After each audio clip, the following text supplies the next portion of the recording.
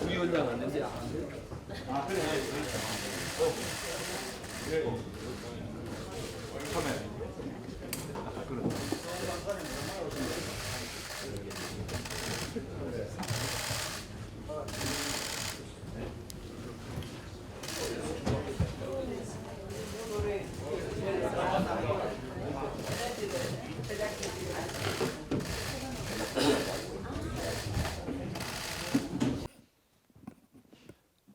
오늘 본회의에서 민주당을 비롯한 야사당이 이태원 참사 진상규명 특별법을 신속 처리 안건으로 지정할 예정입니다.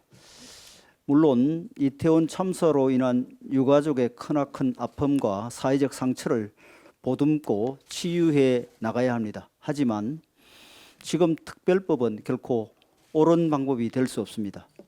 우리는 세월호 특별법이란 선례를 반면 교사로 삼아야 합니다. 8년 동안 수백억 원을 들여 9차례나 진상조사와 수사를 반복했지만 세금 낭비와 소모적 정쟁 외에는 아무것도 얻지 못했습니다. 오히려 국민 다수가 참사의 정쟁화와 세금 낭비의 회의를 느껴 세월호 참사에 대한 애도의 감정마저 희석되고 말았습니다. 이태원 참사의 원인과 과정은 이미 국민들께 소상히 알려졌고 지난번 국조특위 때도 새롭게 밝혀진 내용이 전혀 없기에 이태원 특별법은 세월호 특별법보다 더욱 명분이 없습니다. 특별법 강행은 이태원 참사를 총선용 이슈로 키우는 수순일 뿐입니다. 특별조사위원회에 검경수사, 감사원 감사, 공개청문회, 특검 수사 등 무소 불위의 권한을 주겠다는 법안 내용에서 참사의 정쟁화를 시리즈로 밀어붙이겠다는 의도가 분명히 보입니다. 여당과 야당, 희생자 가족 대표 3명으로 추천위원회를 구성해서 일방적으로 야권 성향의 조사위원을 선정하겠다는 내용에서도 특조위를 정치공세 기구로 만들겠다는 의도가 선명합니다. 민주당은 희생자 가족의 헤어나기 어려운 슬픔과 국민적 선의를 정치 공세에 이용하려는 시도를 중단하고 국가배상법에 따른 배상과 추모사업 지원 등 실질적 보상 방안에 머리를 맞대길 바랍니다. 민주당이 오늘 본회의에 감사원에 대한 국정조사 요구서를 올린다고 합니다. 한마디로 지난 1년간 전 정권의 여러 가지 실정을 밝혀낸 감사원에 대해 손 좀 보겠다는 의도입니다. 보복과 재갈 물리기 차원에서 국정조사를 추진한다고 밖에 볼 수 없습니다. 민주당의 감사원 의갑은 지난 6월 9일 전현희 권익위원장 복무 실태 등에 대한 감사 결과가 발표된 후 본격화되었습니다. 갑질 직원 탄원서 등 총 4개 항목에 관해 주의 조치를 받은 전 위원장은 12일 감사원을 공수처에 고소 고발할 것이라면서 사무총장의 파면을 요구했고 이를 받아 민주당이 14일 감사원 국정조사를 추진하겠다는 성명을 발표했습니다. 이게 국회 다수 의석을 이용한 제19 감사기가 아니면 무엇이겠습니까? 윤석열 정부 출범 이후 민주당은 국민의 공당으로서의 자세를 버리고 다수 의석을 악용해 무소불위의 부당한 권력을 행사해 왔습니다. 습관적으로 장관 해임 결의안을 내고 정치적 계산에 따라 국정조사를 강행하며 온갖 악법을 강행 통과시키고 부패 혐의가 분명한 자당 소속 의원 체포 동의안을 부결시켰습니다. 이제 나라의 청렴과 국정의 효율을 책임지는 독립적 헌법기관에 대해서마저 마음에 안 든다고 국정조사의 칼을 함부로 휘두르고 있으니 국민 주권을 빙자해 헌법을 파괴하는 행위와 다름없습니다. 국민들께서 엄중히 지켜보고 있음을 명심하시기 바랍니다. 지난 28일 민주당은 농해 수위에서 후쿠시마 오염수 방류 계획 철회 촉구 결의안을 단독 통과시켰습니다. 사전에 의사일정 조율도 없었고 합의도 되지 않은 민주당의 독단적 일방적 결의안입니다. 여야가 합의가 이루어지지 않았다면 국회가 아닌 당 차원의 성명을 발표하면 될 일이었습니다. 더욱이 민주당은 이 결의안에 자당 원내대책위에서 발표한 7대 제안을 포함시켜 오늘 본회의에서 통과시키겠다고 합니다. 본회의가 민주당 의원총회입니까? 7가지 제안이라는 것도 이미 IAEA에서 하고 있는 것이거나 실효성이 없는 것이거나 그저 무의미한 허언에 불과한 것들입니다. 예를 들어 환경영향평가와 국제사회의 객관적 검증은 이미 IAEA에서 행한 것입니다. 일본 분담금 지원은 민주당 대표께서 스스로 얼마 전 교섭단체 대표연설에서 말도 안 되는 것 같지만이라고 고백하셨습니다. 국제해양재판소 청구는 문재인 정부 때 검토했다가 실효성이 없어 포기한 바 있습니다. 우리나라를 포함해 원전을 운영하고 있는 나라들은 모두 유엔 산하 독립기구인 IAEA가 정한 기준에 따라 원전 냉각수를 바다에 방류하고 있습니다.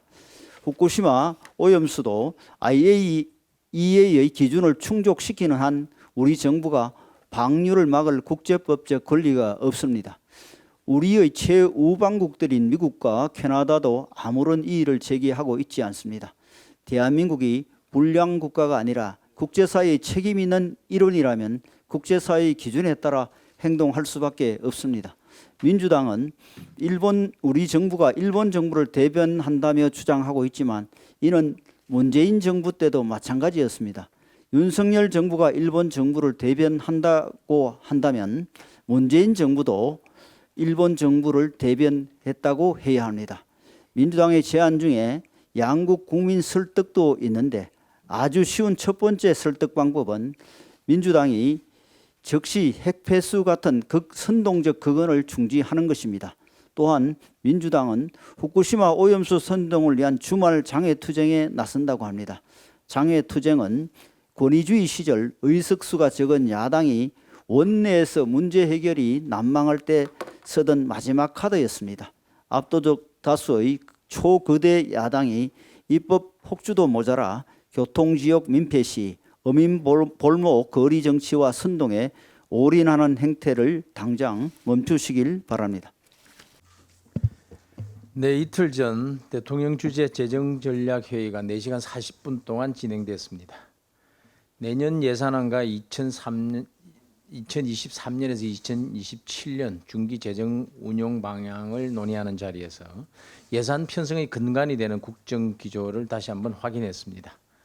표를 의식한 현금성 살표 예산을 배격하고 재정 건전성을 지켜 미래 성장 동력을 확보하겠다는 게 골자였습니다. 한마디로 건전 재정 기조를 유지해서 나라 살림을 건강하게 만들겠다는 것입니다. 혈세 도둑을 막지 않는다면 건전 재정 확보는 요원할 수밖에 없습니다. 국가 재정 전략의 원칙을 굳게 지키도록 당에서도 적극 뒷받침하겠습니다. 민주당에도 촉구합니다. 진정 미래 세대를 위하는 정당이라면 포퓰리즘 남발을 중단하기 바랍니다. 그저께 국회 기재위 경제재정 소위에서 불발된 재정준칙 도입도 즉각 의결하기 바랍니다. 재정준칙 도입을 처음 꺼낸 쪽은 2020년 문재인 정부였다는 사실을 기억하기 바랍니다. 지금 축조 심의도 마쳤고 이견도 다 해소됐습니다. 이견 해소된 법안에는 내년 1월 1일부터 시행한다는 문구도 명시되어 있습니다. 대통령께서 반국가 세력 언급하신 걸 두고 민주당 측에서 펄쩍 뛰고 있습니다. 대통령 말씀 중에 국익에 해가 되는 게 있는지 먼저 묻습니다.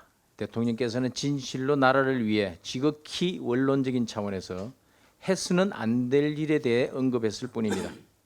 문의 문자도 민의 민자도 없는데 민주당은 왜 발끈하는 겁니까? 찔리는 것이라도 있는 것입니까?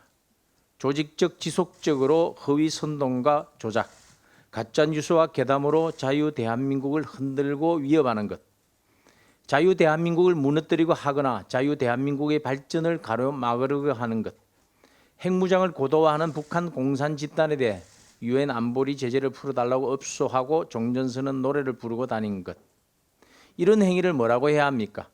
이런 행위를 하는 분들을 뭐라고 불러야 합니까? 충신이라고 할까요? 아니면 애국자라고 할까요? 국가 정체성을 부정하는 사람들을 존중해야 하는 것입니까? 민주당은 이런 사람들의 주장에 대해서 어떻게 생각하십니까? 동조하는 것입니까? 그런데도 이재명 당대표는 대통령이 국민을 분열시킨다고 비난했습니다. 조국 사태로 국민을 두동강 낸 것도 민주당이고 광우병 사태 사드 괴담으로 국민을 분열시킨 것도 민주당이며 지금 후쿠시마 오염수 괴담 선동으로 국민 분열을 획책하는 것도 바로 민주당입니다. 대통령 말씀은 대결과 갈등을 부추기는 게 아니라 대결 갈등을 부추기는 행태를 꾸짖은 것입니다. 대결 갈등을 해소하려는 것입니다. 통합의 길을 가려는 것입니다.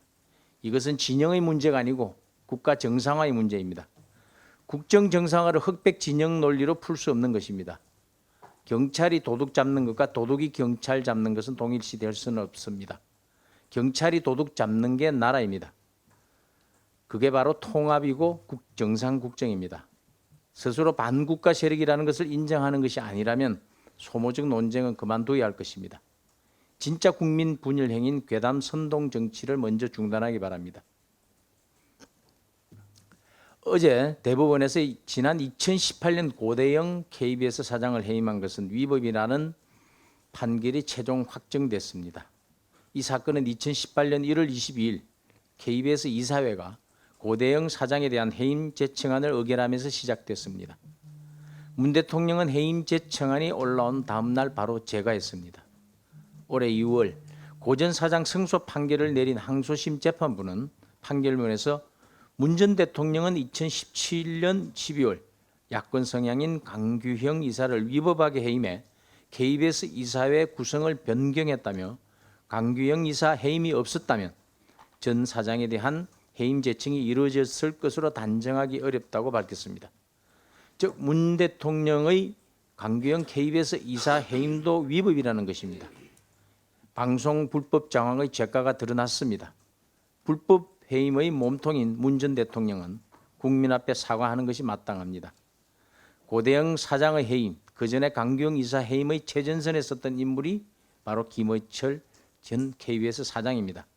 공영방송 사장을 위법하게 몰아낸 선봉장이 공영방송 독립성 운운하니 참으로 기가 찰 노릇입니다. 위법의 터 위에 서 있는 KBS 김어철 사장, 미련을 버리고 당장 그 자리에서 내려오기 바랍니다. 위법 청산이 언론 정상화의 길입니다. 민주당의 후쿠시마 괴담에 대해서 한 말씀 드리겠습니다. 민주당이 9월 유엔 정기총회 안건으로 오염수 문제를 지정하기 위해 후쿠시마 오염수 반대 결의안을 추진하겠다고 합니다. 다음 달 4일 예정된 IAEA의 최종 보고서의 결론이 나오기도 전에 닥치고 반대를 선언한 것입니다. 그간 우리 국민의힘은 민주당을 향해 죄 없는 어민들을 사지로 몰아넣지 말아달라고 수없이 호소했습니다. 그러나 민주당은 여전히 IAEA는 국제사회를 대표해 방사능 오염수의 안전성을 검증하는 기관이 아니다. 또한 일본이 분담금을 세 번째로 많이 내는 IAEA 검증의 공정성에 국제사회에 우려가 있다며 공장식으로 찍어내듯이 괴담을 양산하고 있습니다. 국제원자력기구 IAEA는 1957년 설립된 유엔 산하의 독립기구입니다. 유엔의 입장을 대변하는 기구도 못 믿겠다면서 어찌 유엔 정기총회에 안건을 올린다는 것입니까? 난센스가 아닐 수가 없습니다. 다른 나라들이 이런 사실을 알면 우리 대한민국을 얼마나 우습게 알겠습니까?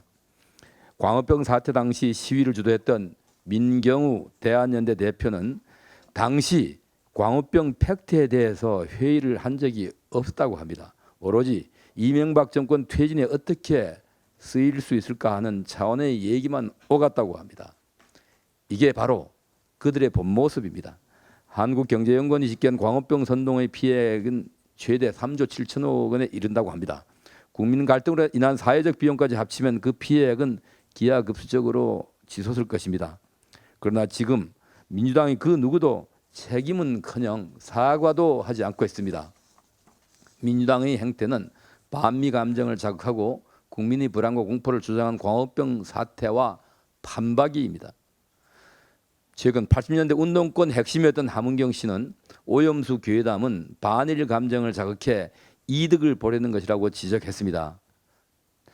이 정도 되니 민주당의 진짜 목적이 우리 국민들의 안전이 아니라 선거를 위한 정권 퇴진 운동이라는 의심을 지울 수가 없는 것입니다. 오염수를 마셔보라, 후쿠시마 한 달 살이 해보라는 식의 유치하기 짝이 없는 선동으로 피해를 보는 것은 일본 국민이 아니라 애꿎은 우리 국민입니다. 민주당이 진정 국민의 걱정과 안위가 걱정된다면 국제 무대에서까지 무지와 무능만 뽐낼 것이 아니라 과학적 자료를 가지고 일본 정부에 항의하십시오. 하나만 더 붙이겠습니다. 내일 민주당이 전국 총동원령을 내려서 서울서 대규모 집회를 한다고 합니다. 친민주당 성향의 언론을 통한 괴담에 유포도 모자라 이 폭염에 시달리는 이 국민들의 민생도 팽개치고 오로지 정략적 목적에 의해서 괴담을 퍼뜨리기 위한 전국 집회 총동원령을 내린 것입니다. 지역의 당협 조직들은 이재명 공천권을 잡고 있는 이재명 대표의 지시라 불만도 표출하지 못하고 동원하기에 이 조직을 동원하는데 큰 애로를 겪고 있다고 합니다. 심지어 민주당 당원들마저도 이런 괴담 정치에 우리가 동원돼야 되냐라고 불만을 표출하고 있다고 합니다. 이재명 대표 자신의 정치적 야욕을 충족시키기 위해서 애꿎은 당원들 그만 괴롭히십시오. 이상입니다. 뜻 있는 80년대 운동권 출신 분들의 잇따른 양심 고백에 과거 거짓 선동 행태의 진실이 밝혀지고 있습니다. 한미 FTA 범국민운동본부 정책팀장을 지낸 민경우 씨는 광우병에 따른 국민 건강 우려보다 광우병이 이명박 정권 퇴진에 어떻게 쓰일 수 있는가 하는 차원에서만 회의를 했다고 밝혔습니다. 1985년 미 문화원 점거 사건을 주도한 함은경 씨도 반일 감정, 반일 민족주의를 퍼뜨린 것이 운동권이라 이렇게 밝히며 정권과 싸우기 위해 반일 감정을 무기로 사용했다고 밝혔습니다. 반정부 반미 시위를 이끌었던 두 인사들이 공통적으로 하는 말이 있습니다. 후쿠시마 오염수 문제는 광우병 사태와 판박이이자 반일 감정을 부추긴다는 명백한 의도를 가지고 시작한 싸움이라는 것입니다. 지금의 민주당도 후쿠시마 원전 오염수 문제에 대해 광우병 사태 당시와 똑같이 행동하고 있습니다. 방사능 테러, 핵폐수 등 자극적인 단어 선정을 통해 국민들을 공포에 밀어넣으면서 관련 전문가들의 견해는 무시하고 반정부 활동에만 몰두하는 것입니다. 당장 본회의에서 결의안 강행 처리 예고를 한 데 이어 내일부터는 전국을 돌며 과학적으로 증명되지 않은 괴담을 유포하는 집회를 갖겠다고 합니다. 민주당의 비과학적 선동으로 애꿎은 우리 국민들만 피해를 입고 있음에도 선동을 이어나가겠다는 것입니다. 하지만 거짓 선동은 과학을 이길 수 없습니다. 국민들도 더 이상 속지 않습니다. 국민의힘은 과학적 근거를 바탕으로 대한민국 국민들을 거짓 선동으로부터 보호하는 데 최선을 다하겠습니다. 이달곤 간사님 발언 신청하셨습니까? 안 해도 됩니까? 다음 국방의 신원식 간사님입니다.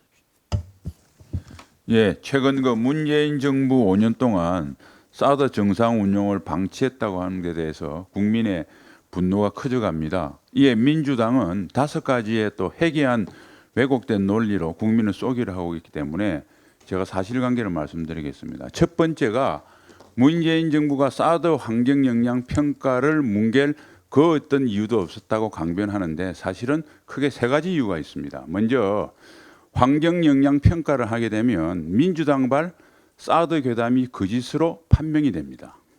또한 중국에게 우리 주권을 양보한 3불 1한이 계속 유지하기 어려워집니다.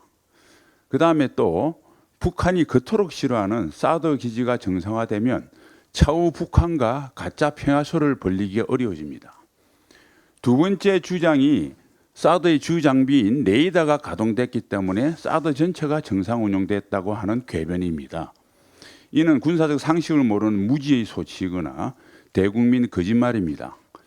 무기체계의 정상 가동이라고 하는 것은 일반적으로 주장비뿐만 아니라 보급, 수송, 시설 그리고 장비를 운용하는 장병들의 기본권이 보장돼야 정상 운용됐다 이렇게 이야기합니다.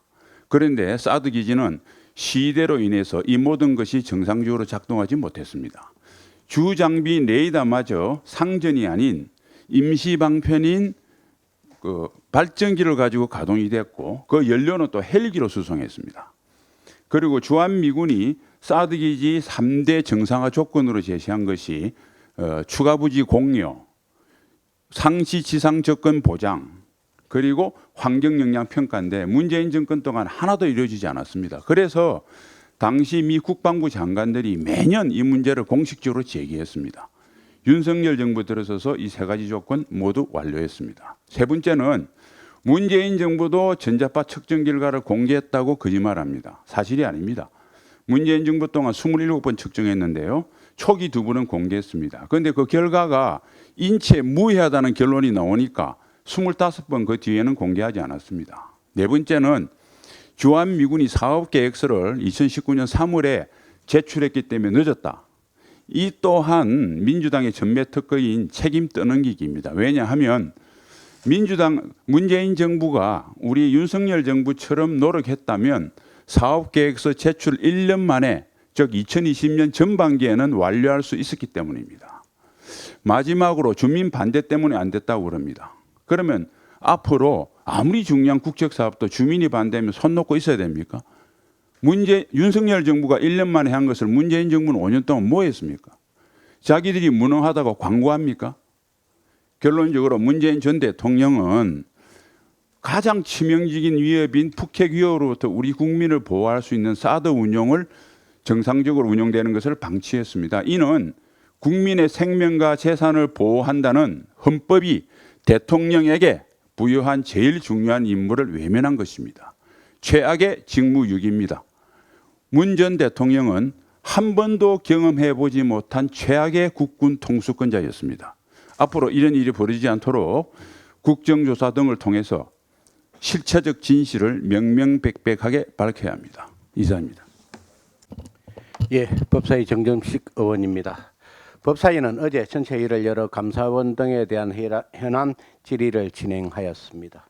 지난 9일 전현희 전 국민권익위원장에 대한 복무관리 실태 등 점검에 대한 감사 결과와 관련하여 야권의 억측과 왜곡 등이 지속되고 있는 상황에서 이러한 문제를 국민들께 소상히 알려드리기 위해 마련한 자리였습니다.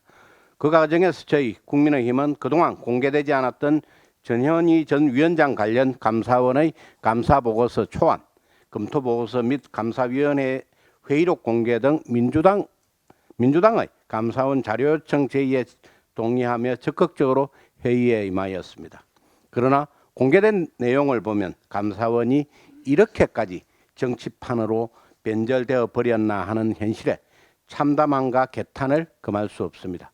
문재인 정권에서 임명된 조은석 감사위원 등은 전현희 전 위원장의 각종 의혹에 대해 대부분의 사안을 불문, 즉 혐의 없음을 의견으로 제시하며 전현희 구하기를 노고라 하였습니다. 특히 조은석 의원은 회의 시작 전부터 최재 감사원장의 재척을 요구하며 회의를 방해하였습니다.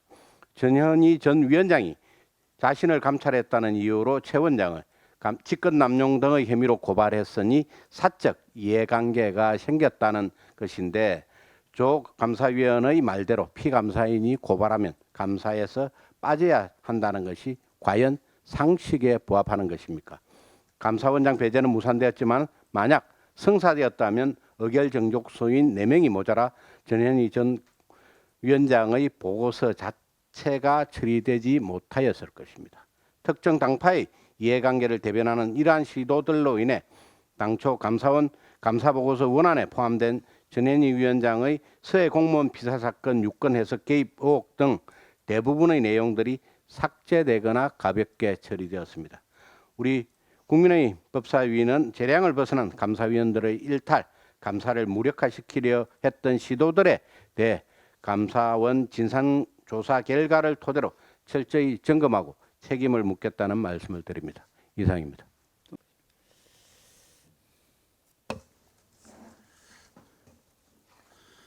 가방이 박성중 간사입니다. 네이버 뉴스 알고리즘에 여러 가지 그동안 말이 많았습니다. 그래서 저희들이 오랫동안 추적을 해왔는데 이번에 추적을 해보니까 일반 언론사 중에 MBC를 1순위에 배치를 했고 조선일보닷컴 등 매체 순위를 가중치를 인위적으로 하향 조정하는 등 여러 가지 문제가 드러났습니다. 네이버 뉴스 알고리즘의 깜깜이 운영 방식과 정치적 편향성, 여기에서는 오랜 기간 각계각층에서 문제가 제기되어 왔습니다. 그런데 이 문제들을 저희들이 몇 달 동안 추적을 해보니까 기우가 아닌 사실로 나타났다, 이렇게 말씀드리고 싶습니다.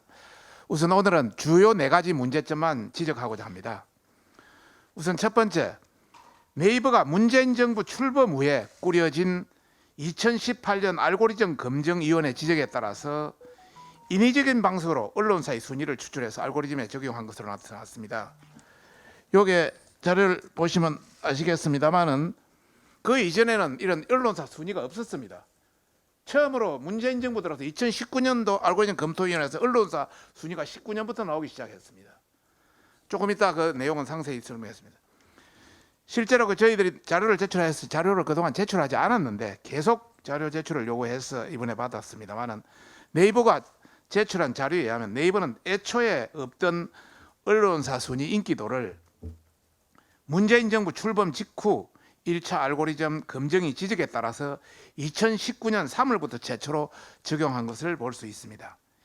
이는 연관성 등의 뉴스 알고리즘에 의해서 자연스럽게 경쟁력을 갖춘 언론사들의 노출 순위가 결정되어 온 기존의 방식이 아니라 네이버가 인위적으로 매체 순위를 추출해서 인기도라는 자질을 만들고 알고리즘에 적용했다, 이렇게 볼 수 있습니다. 이에 대해서 네이버는 2018년 알고리즘 검증위에서 지적한 대로 매체 인기도 순위를 페이지 랭크, 구글에서 그렇게 이야기합니다만은 하는 방식은 페이지 랭크를 이용하여 알고리즘에 적용했고 2021년에는 변수 하나를 추가하여 변경된 매체 순위를 알고리즘에 적용했다, 이렇게 우리한테 주장하고 있습니다만은 어찌됐든 2018년 알고리즘 검토, 2018년도 문재인 정부 때 아닙니까?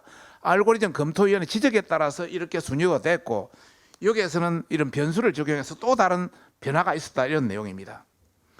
하지만 정부 구독료를 300억씩 받아가며 기사량을 압도적으로 그 많이 나오는 뉴스 통신사 연합뉴스를 요 보시면은 1순위에 배치했고 조선일보, 동아일보 등 일본 언론사와 같이 기준으로 배치한 것, 특히 네이버가 인위적으로 알고리즘 피처라고 그럽니다만은 이런 매체 순위를 부여했다는 것은 심각한 불공정, 법적 분쟁까지 번질 수 있는 그런 문제다, 이런 말씀을 우선 드리고 싶습니다. 나중에 표를 가지고 다시 한번 설명하겠습니다. 둘째는 네이버가 조선닷컴 등 계열사가 있는 언론사를 분리시키는 방법으로 인위적으로 매체 순위 가중치를 조정해서 순위를 낮춘 것으로 나타났습니다. 실제로 2021년 8월 달에 가보면은 네이버는 2차 알고리즘과 협의해서 온라인 역량이 뛰어난 조선일보닷컴 등의 계열사가 있는 언론사를 분리시키는 방법으로 매체의 가중치를 낮춘 것으로 나타났습니다. 이는 결국 디지털 역량이 뛰어난 조선닷컴 등 보수 성향 언론사의 가장 큰 피해를 볼 수밖에 없는 구조입니다. 참고로 2019년을 한번 보시면은 연합뉴스가 1번, 조선일보가 2번, 한겨레가 2번입니다. 그 당시 한겨레가 이 정도 수준 안 됐는데 아주 그냥 진보 정권에서 했습니다. 동아일보 3번, KBS 4번 정도, MBC가 6번에 배치돼 있고 뉴시스 이렇게 쭉 배치돼 있는 그런 형태가 됐습니다. 그런데 2021년에 한번 보시면은 1번이 연합뉴스, 그 다음에 뉴시스, 뉴스원, 이게 우리한테 우호적이지 않습니다. 통신사. 그게 3번으로 올랐고 MBC가 전체 언론사에서 1번으로 다시 올라왔습니다. 그리고 SBS, 조선일보, KBS, JTBC 이런 YTN 이런 것들이 다 위에 올라가 있는 이런 형태를 볼 수 있을 겁니다. 이걸 보면은 당초 2위에 있던 조선일보가 6위로 배치됐고 동아일보는 4위에서 14위로 배치로 됐고 그 2위에 같이 묶여있던 TV조선은 11위, 문화일보는 아예 20권 바닥 밖으로 나가버렸고요. 상당히 그 어떤 거의 높은 시청률이 높은 채널의 MBN은 아직 보이지도 않습니다. 그리고 MBC라든지 이 좌파 좀 그 보수보다는 진보 언론 쪽이 많이 순위가 돼 있습니다. 셋째는 네이버 뉴스 알고리즘에 대해서 그동안 민노총 언론노조, MBC, 또 TV 여러 가지 학회, 또 민주당 이런 사람들이 어떻게 성향을 보이고 있는지를 한번 저희들이 그동안 자료를 한번 분석해 봤습니다. 해보니까 이것이 네이버에 굉장한 압력을 계속 넣고 있었다, 이런 말씀을 우선 드리고 싶고, 그 내용을 한 말씀드리면, 보수 성향 언론사 죽이기라는 정치적 편향 문제를 2021년 3월에 MBC 스트레이트에서 완전히 다뤘습니다. 그래서 친민주당 세력과 어떤 그 민주당의 외합까지 이제 의심되는 사항이고요. 실제로 네이버는 이 보도 직후, MBC 스트레이트 방송 직후 10여일 만에 2차 알검이 출범을 예고했습니다. 그리고 그 2021년 5월 16일 날 보면 민주당 김남국 의원이 최근 보도에 따르면 특정 성향의 언론사가 과도하게 노출되는 등 알고리즘 편향성 문제가 지적되고 있다고 신문법 개정안을 발의한 바 있습니다. 2021년. 그리고 민노총 언론노조도 2021년 5월 24일 네이버 알고리즘에 대응해서 충분한 디지털 인프라를 가진 언론사가 어딘가를 봐야 된다. 사실상 보수 성향 언론사가 진보 성향 언론사보다 노출이 많이 된다는 구체적 근거도 없는 주장을 한 바 있습니다. 특히 저희들이 공개를 하지 않습니다만 뉴스 알고리즘 검증위를 한번 명단을 달라고 난리를 쳐서 몇 번에 걸쳐서 했는데 그 일부를 저희들이 확인해 봤습니다. 1, 2차 네이버 뉴스 알고리즘 검증위에 참여한 미디어 학자 6인을 보니까 TV조선 재성인 심사 조작에 관련된 학회 2군데에서 추천한 인물들이었고, 또 민노총 언론노조 고대영, 방금 우리 그 정책위장이 이야기했습니다만은 언론노조 고대영 김장겸 사장, 그 MBC 사장 퇴진 운동까지 가담한 자들이었습니다. 이러니 정치적으로 편향됐다는 비판을 피할 수가 없는 것입니다. 더 의심되는 것은 이러한 보수 편향 문제 의식이 네이버 2차 알고리즘 검증위 요약 보고서에도 그대로 나타나고 있습니다.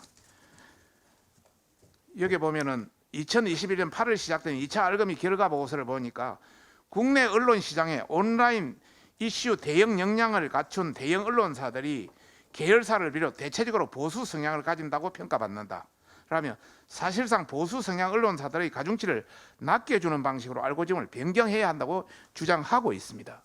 마무리해 주시죠. 예, 이는 네이버가 언론사들을 좌지우지하는 것을 넘어서 친민주당 세력과 또 민주당이 네이버의 외압을 통해 보수 성향 언론사 주기를 한 것이 아닌가, 이렇게 합리적 의심을 할 수밖에 없습니다. 넷째는 네이버 뉴스 알고리즘이 깜깜이 기준 그를 공개하지 않습니다. 또 불투명한 운영 방식으로 좌편향 언론사에 유리하게 작용했다는 의심이 들 수밖에 없다. 그 구글의 어떤 걸 보면 기사의 최신성, 시의성, 또 노출 순위, 퓰리처상 어떤 이런 걸 보고 여러 가지 공신력을 하고 신뢰도를 평가하는데 네이버는 그렇게 하지 않습니다. 특히 아무 근거도 없이 MBC를 1순위에 배치했습니다. 이유를 불문하고 네이버가 검색 알고리즘을 인위적으로 바꾼 것은 이번뿐이 아닙니다.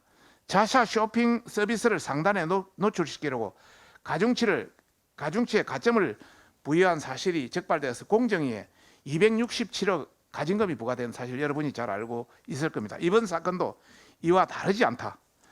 그래서 마지막으로 더 자세한 거는 그 기자 회견을 통해서 별도로 또 공개하겠습니다만은, 마지막으로 네이버에 강력히 촉구합니다. 현재 뉴스 알고리즘은 특정 매체사가 과잉 또는 가소 대표되거나 배제되는 문제가 발생할 수 있다는 점에서 심각한 불공정 문제로 보입니다. 누가, 언제, 어떻게, 왜 매체들의 순위를 인위적으로 부여하고 조선닷컴 등의 언론 계열사들을 각각 분리하는 방식으로 가중치를 낮게 조정한 것인지 명명백백하게 밝힐 것을 요구하는 바입니다. 이는 오랫동안 각계각층이 불신해왔던 네이버 뉴스 알고리즘의 정치적 편향성, 특정 매체 배제성, 뉴스의 필터 버블, 확정 편향 현상이 기우가 아닌 사실로 드러난 대형 사건이므로 네이버가 특단의 대책을 세우고 자성의 기회로 삼을 것을 강력히 촉구하는 바이고, 저희들이 계속 추적하겠다는 것을 말씀드립니다. 이상입니다. 대해서 핵폐수, 방사능 테러 등 극단적인 용어를 써가며 거짓 선동으로 국민을 공포로 몰아가면서 수산업 종사자들에게 말로 다 할 수 없는 엄청난 피해를 입히고 있습니다. 국민의힘은 고통당하고 있는 우리 어민들과 자영업자들을 돕기 위해 회식이나 식사 때 수산시장 등 횟집에 가서 식사를 하면서 수산업 종사자들을 격려하고 우리 수산물의 안전성을 입증하기 위해 노력하고 있습니다. 우리 당은 후쿠시마 오염수 방류 후에 민주당 이재명 대표와 민주당 의원들이 생선회를 먹는지 국민들과 함께 지켜보겠습니다. 국민들에게 먹으면 죽는다고 해놓고 본인들이 죽기 위해 생선회를 먹는 일이 없을 것이라고 보기 때문입니다. 이재명 대표와 민주당 의원들은 자신들의 악랄한 거짓말을 진정으로 그것을 사실로 믿고 있다면 우리나라에서뿐만 아니라 미국, 일본 등 태평양 연안국가에서 어디에서도 생선회를 먹으면 안 될 것입니다. 만약에 생선회를 먹고 싶으면 거짓 선동에 대한 처절한 반성과 사과와 함께 그에 따른 국민적 피해에 대해서 모든 책임을 다한 후에 생선회를 먹으면 될 것입니다. 지켜보겠습니다. 민주당의 악랄한 거짓 선동으로 국제사회에서 대한민국이 이상한 나라로 평가를 받고 있습니다.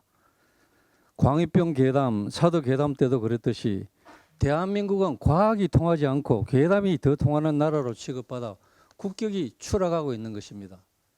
민주당의 거짓 괴담 선동이 국가적으로 엄청난 지대한 피해를 끼치고 있습니다. 정부 당국은 후쿠시마 오염수 이 오염 처리수 방류가 과학적으로 우리 국민의 건강과 안전에 아무런 위협이 되지 않는다고 입증이 되면 이번엔 절대로 그냥 넘어가서는 안 됩니다. 악랄한 선동의 결과가 거짓으로 밝혀지면 국가적 사회적 모든 피해에 대해서 반드시 그 법적 책임을 지게 하겠다고 분명하게 선포를 하기 바랍니다. 광우병 괴담 당시 미국산 소고기를 먹느니 차라리 청산가리를 먹는 것이 낫다 등의 거짓 선동으로 국민들에게 극단적 공포감을 조성하고 나라를 무법천지로 만들었던 세력들이 지금 아무 일 없었다는 듯이 미국산 소고기를 즐겨 먹고 웃고 다닐 수 있는 사회는 정의로운 사회가 아닙니다. 아무리 민주당이 내년 선거를 위해 반일 감정을 부추기는 것이 선거에 유리하다고 생각할지라도 국민의 건강과 안전에 관한 거짓 괴담을 만들어 이렇게 못되게 선전하는 것을 절대로 용서해서는 안 됩니다. 민주당은 더 이상 국민을 기만하지 말고 어민들과 상인들이 피 맺힌 민생의 외침에 귀를 기울이고 이제는 진실 앞에 과학 앞에 겸허해지길 다시 한번 촉구합니다. 기재위 간사 유성을 의원입니다. 재정 준칙 관련돼서 보고 말씀드리겠습니다. 지난 27일 날 기재위 경제재정소위에서 재정 준칙을 포함한 국가재정법을 첫 번째 안건으로 상정해서 장시간 논의를 했습니다만 합의에 이르지 못했습니다. 여당 간사로서 송구한 마음입니다. 그 회의에서는 이미 지난 회의까지 제기됐던 모든 사항들을 반영한 대안을 마련해서 의결만 하면 되는 그런 상황이었습니다. 그럼에도 불구하고 민주당 야당 의원은 직접적인 대안은 논의를 하지 않고 필요성이라든지 또는 재정 준칙 중에서 지출 준칙이라는 새로운 방안을 제기를 해서 결국은 합의에 이르지 못했다는 말씀을 드립니다. 코로나19 이후 이전부터도 급격하게 늘어났던 국가 채무 또 코로나를 거치면서 더 악화됐던 재정 건전성을 단기간에 악화된 재정 건전성을 재정 준칙을 도입함으로 해서 재정 건전성을 확보하는 것이 지금 무엇보다도 중요하고 시급한 사항입니다. 그래서 빠른 시일 내에 기재위 기획재정위원회의 경제재정소위원회를 다시 개최를 해서 재정 준칙을 포함한 국가재정법 논의를 재개하고 반드시 의결 처리하도록 노력하겠다는 말씀을 드립니다. 이상입니다. 우리 짧게 해주십시오. 짧게 하겠습니다. 민주당이 35조 원 규모의 가불 추경 주장을 이어가고 있습니다. 박광원 더불어민주당의 원내대표는 최선의 민생 대책이 추경이라고까지 강조를 하고 있습니다. 그런데 참으로 어이가 없습니다. 국민을 핑계로 해가지고 민생 추경을 얘기를 하면서 과학적 근거도 없는 후쿠시마 괴담 유포에 열을 올리고 있습니다. 그 결과 우리 수산업 종사자들과 소상공인들의 생계가 심각하게 침해를 받고 있는 지경에 이르렀습니다. 이것이 정말 진정으로 민생을 위한다는 더불어민주당의 자세인지 묻고 싶습니다. 한마디로 민주당의 이중성을 적나라하게 드러내는 악의 눈물이 아닐 수 없습니다. 과학적 근거도 되지 못하면서 자신의 정치적 이익만을 위해서 후쿠시마 괴담 유포를 멈추지 않는 것, 우리 수산업 종사자들에게 큰 타격을 주고 있는 이런 부분에 대해서 우리 국민의힘에서는 위로와 격려를 하기 위한 여러 가지 활동을 하고 있습니다. 그럼에도 불구하고 민주당은 이에 대해서 폄훼하는 얘기만 하고 있습니다. 국민을 위한 마음이 조금이라도 있는지, 민생을 위한 진정성이 조금이라도 있는지 다시 한번 되묻지 않을 수가 없습니다. 민주당에게 촉구합니다. 한 줌의 정치적 이익을 위해서 괴담을 유포할지는 모르겠습니다만은 그 괴담은 결과적으로 선량한 일반 국민들에게 돌이킬 수 없는 피해를 유발한다는 것을 깨달아 주시기 바랍니다. 편향된 정치적 이익을 앞세운 악의 눈물쇼를 그만하고 국민들 눈에서 흐르는 피눈물이 멈출 수 있는 방안에 대해서 먼저 고민하시기 바랍니다. 특히 이번 주말에는 대규모 장외 집회를 획책하고 있다고 합니다. 소음 피해다가 도로 점거, 교통 체증 유발, 각종 쓰레기 문제, 이런 문제들을 유발하는 것 자체가 또 다른 민생 침해가 아닐 수 없습니다. 그런 점에서 대규모 장외 집회는 즉각 중단해 주시기 바랍니다. 지난 국가재정전략회의에서 대통령께서는 이렇게 얘기했습니다. 재정 중독은 미래 세대 약탈이라고 얘기했습니다. 이러한 상식을 하루빨리 깨닫고 가불 추경 엉터리 같은 주장도 그만두시기 바랍니다. 아울러 마지막으로 한 말씀 드립니다. 국민의힘 예결위원들은 오늘 노량진 수산시장을 찾아서 후쿠시마 괴담으로 고통받고 있는 수산업 종사자들과 자영업자들을 위로하고 수산물로 식사를 할 예정임을 말씀드립니다. 이상입니다. 한다는 전주의 대변인이 말씀 좀 하시죠. 비공개로 전화. 훌륭한 원내대변인. 중요한 역할을.